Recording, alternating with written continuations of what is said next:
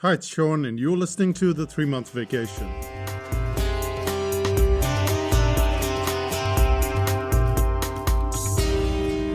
The Netherlands is one of the most cycle-friendly countries in the world, but that's today. In the 1960s, that wasn't the case. Right after World War II, the Dutch became obsessed with cars. They demolished buildings, historic neighborhoods, and they made way for highways and roads. By the 70s, the roads were no-go zones for pedestrians and cyclists. In 1971 alone, more than 400 children were killed in traffic accidents. At approximately the same time, there was an oil crisis. Fuel prices shot up and the government implemented car-free Sundays. On Sundays, only critical services such as ambulances, police, and public transport were allowed. The roads, which were horribly clogged with traffic, became playgrounds of joy. People walked, they cycled, kids played football. Almost overnight, there was a sense of freedom. I was trying to replicate this kind of freedom with my phone. Somehow, I needed a break from the device, and luckily, I too had a crisis.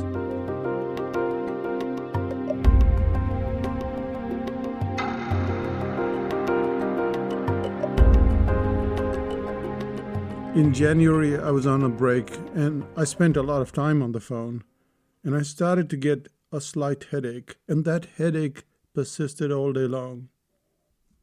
It didn't stop when I went to sleep, and I was very disturbed at night. Even though I was on holiday, I was waking up reasonably exhausted. I decided to adopt a phone-free Sunday. The moment you hear a phrase like that, it sounds as nutty as car-free Sundays. Once a society or individual is hooked into a system, it seems almost impossible to break free from that addiction. Like you, my entire life sits on my phone, but I had no choice. And as the weekend rolled along and we got to Sunday, I stayed away from the phone. I didn't check recipes, even though I needed to cook something on the weekend. I preferred to rely on my memory. And then, when I sat down to draw, I needed some references, but I stayed clear of the phone. As it turns out, the average person picks up the phone about 58 times every single day. And that figure sounds bizarre until you think about it for a while. You and I are more likely to reach to the phone at least once every 10 minutes for something or the other. We may need to buy something, check the weather, or just feel an insane desire to news hop from site to site. And that's not counting social media. It's estimated that we spend, on average, 70 days in any given year on a phone.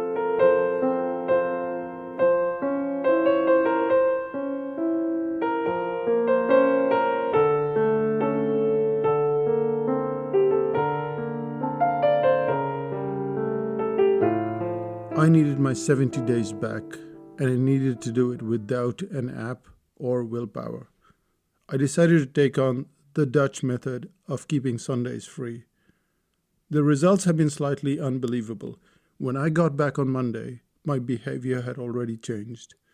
I did not want to log in when I reached the cafe or the supermarket. In the past, I might have entered a space and almost unconsciously wanted to check for some messages or at least some updates on WhatsApp. However, strangely, I avoided the phone even in situations where I shouldn't have done so.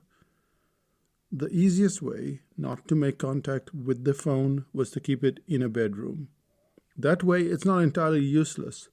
Maybe my father will call me, and it's a Sunday, and I definitely want to take his call. It's not like the phone is buried 17 feet under the ground and is inaccessible. It can still be used to make calls and receive them, but other than that, I treat it like a brick. Also, when I say phone, I am avoiding almost anything digital. It's not like I'm off the phone and then onto a tablet, or using the laptop to do a similar task. No, not at all. Instead, I'm like the Dutch, enjoying myself. I found books that I hadn't read, paintings that needed completion, and I spent much of the day cooking and resting. Will this system work forever? The car-free Sundays lasted for just over a year. However, the behavior of the Dutch changed forever. A bold change was what was needed, not some spineless act that was doomed to failure. The most remarkable thing about the singular action was that the Netherlands became a much better place to live. Would you and I change forever? Would you and I find a better way to live? Let's find out this Sunday. And that brings us to the end of this podcast. I hope you're not listening to it on a Sunday.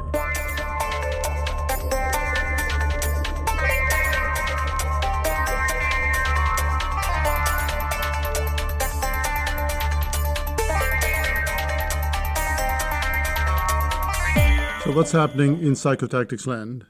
Well, we're going to be away in India for a whole month. We're going up to Rajasthan in the north, and we're picking places that are far away from cities. The way I usually look for places is I get on ChatGPT and then I ask it to find a place that's about 100 kilometers away from the city, still has luxury accommodation, but about 100 kilometers away from the city. And then I'll plot 2 or 3 other places that are within 3 or 4 hours away from each other. So we get a feel for the whole area instead of just hopping from one state to another or doing great distances. And that's what we're doing on the holiday front. What's happening on the work front? Well, the Info Products home study will be available on the 29th of March.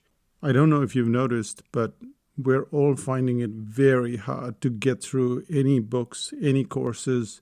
And the reason for that is not because of the content, but the design of the content. Yes, there is the content itself. Badly written content is badly written content. But most of the time, people are not designing their products in such a way that the client can get to the end. So what is that design all about? And when I say design, I'm not talking about graphic design. It's what elements to put, where to put them, how to have summaries, graphics. All of that goes into the Information Products course, which shows you how people go from one section to the second and finally to the third. Yes, only 3 sections, not 17,000 chapters. And when they get to the end, they have consumed it. And this is about consumption. It is about how to get people to consume what you are selling to them so that they come back for more. This works for you. It works for them as well. Most of us abandon everything because of bad design. And that's because the structure is usually very poor. It's just something you copy from some book in the library or something that you bought on the internet. It doesn't work that way. You have to design things well. Well-designed things really work. So that's available on the 29th of March. And yes, it's digital and there will still be limited copies. So if you want to get on the waiting list, you have to go to psychotactics.com/info-goodies. And as the term suggests, they are goodies. You can judge for yourself what you're going to learn, how much you're going to learn. And yeah, psychotactics.com/info-goodies. And that's it from me, from Psychotactics Land. I'll say bye for now, and we'll see you in 5000bc.com. Bye-bye.